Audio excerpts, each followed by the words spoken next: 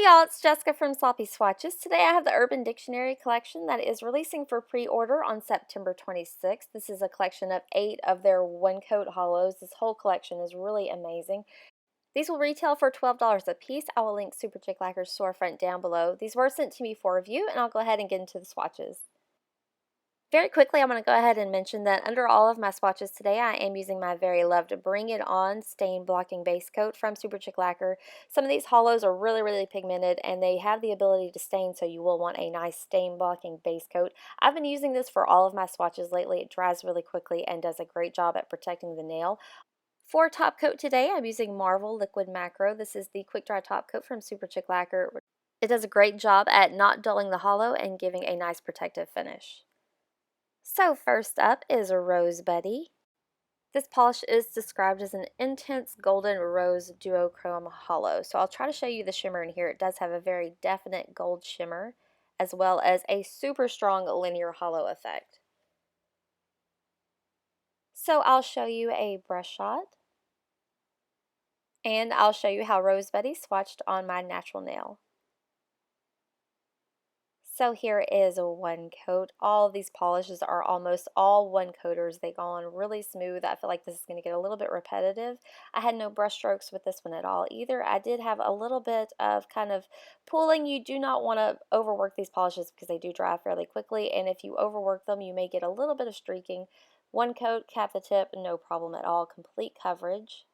So here is a look at the completed mani without top coat. So even without top coat, these are going to be super strong and gorgeous.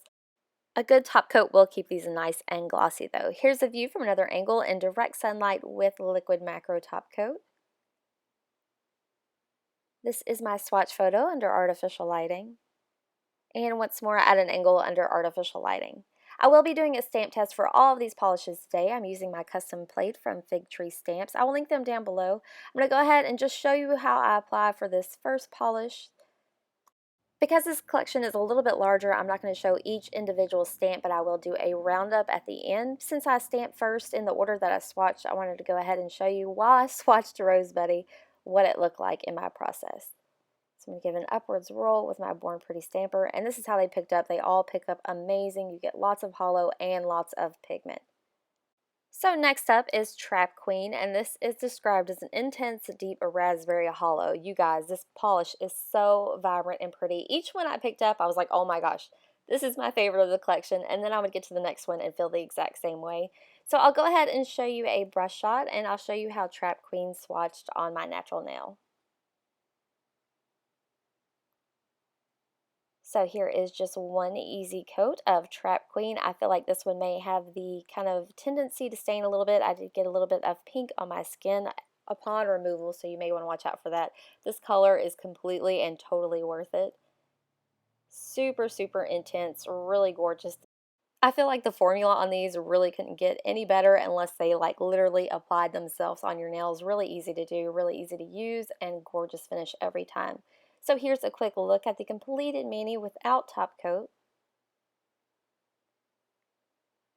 Here's a view from another angle in direct sunlight with top coat.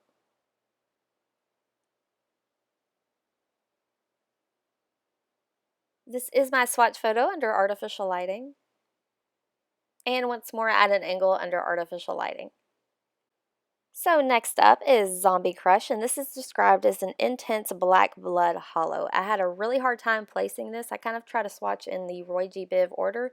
It's a little bit purple, it's a little bit red, it's very dark, really pretty. I ended up putting it more towards the reds. So I'll go ahead and show you a brush shot. And I'll show you how Zombie Crush swatched on my natural nail.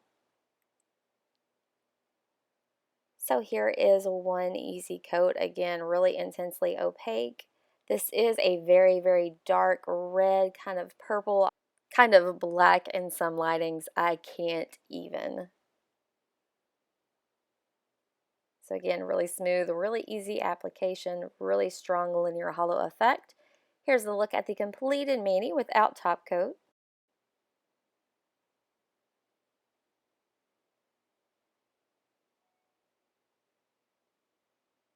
Here's a view from another angle in direct sunlight with top coat.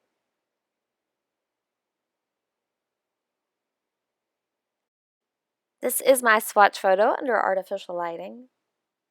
And once more at an angle under artificial lighting. So next up is Awesome Sauce, and this is described as an intense, rich, dark chocolate holo. So this is a very, very rich, warm brown shade with a super incredibly strong linear holo effect. I'll go ahead and show you a brush shot, and I'll show you how Awesome Sauce swatched on my natural nail. So here is one easy coat of Awesome Sauce. Again, just really easy to get opaque, really easy to use. I am in love with this polish, especially as it gets closer to fall. I do not own a brown linear holo, and this fills a very big void in my collection. Here's a look at the completed mani without top coat.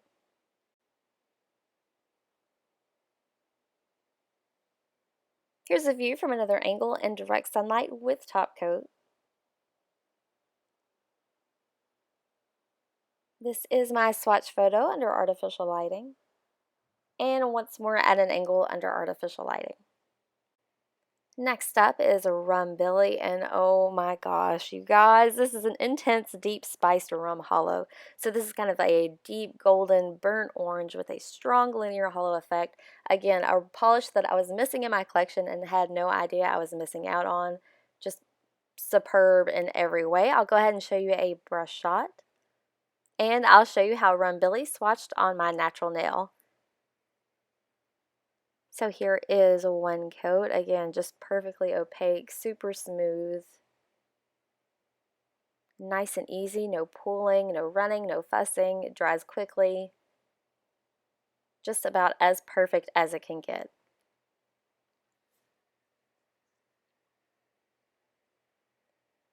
So here is a view at the completed mani without top coat.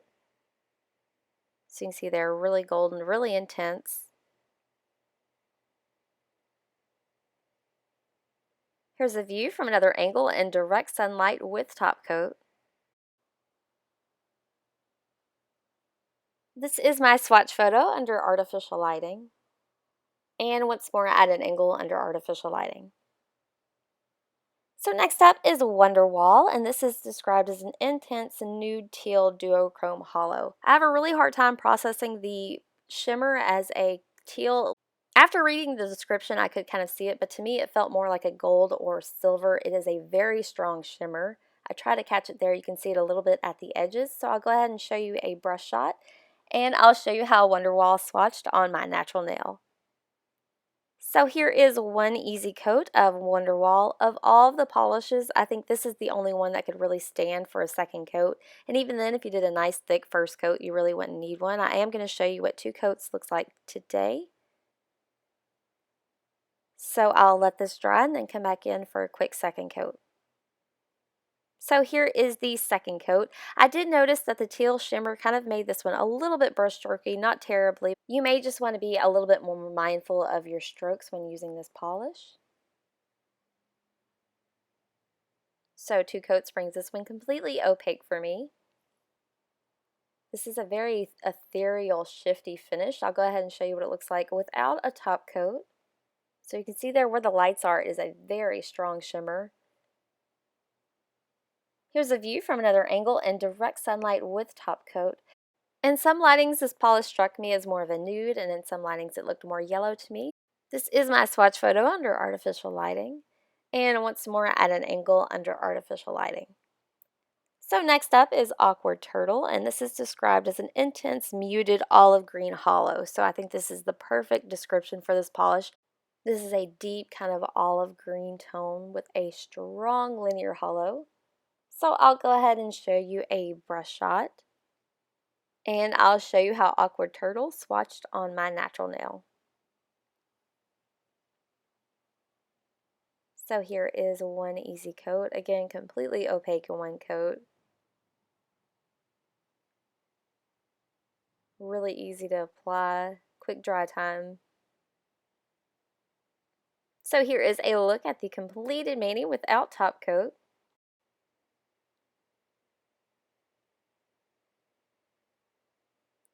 Here's a view from another angle in direct sunlight with top coat. So I think this is going to be a great polish all the way into the holidays.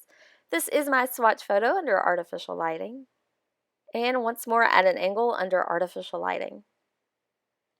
So lastly today I have Deadpool, and this is described as an intense muted ocean blue holo. So this is a very dark kind of tealy blue with a strong linear holo again. I'll show you a brush shot, and I'll show you how Deadpool swatched on my natural nail.